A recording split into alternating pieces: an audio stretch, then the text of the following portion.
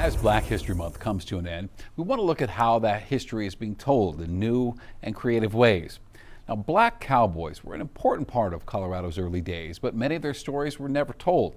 Tonight, Denver 7's Colette Bordelon introduces us to a Colorado man ensuring their legacies live on through comic books.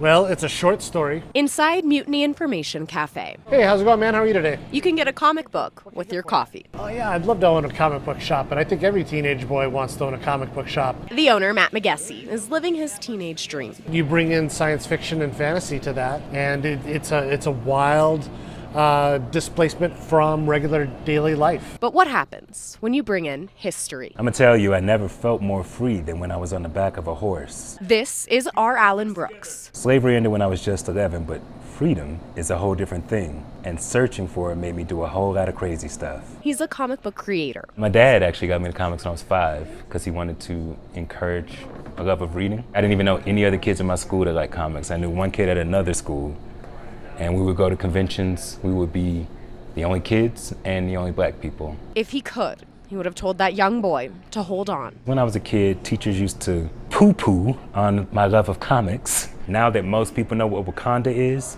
it feels like people have somehow learned the secret language that we used to speak to each other as kids, you know? Brooks says comic books are an approachable and engaging way to tell a story. If you have a pencil and paper, you can create.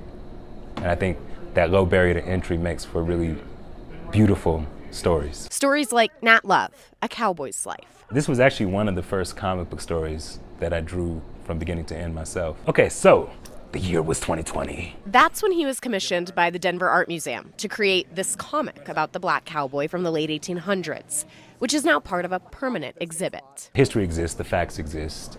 So when I'm approaching it, it's important for me to not just be like, this happened, this happened, this happened, because that's boring. I have to figure out what the emotional connection is. Horses represented freedom.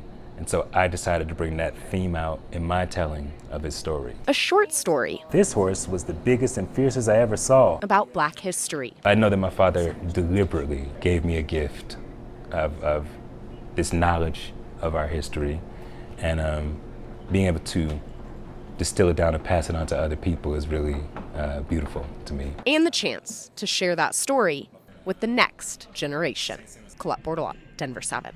Colette Bordelon, great story tonight.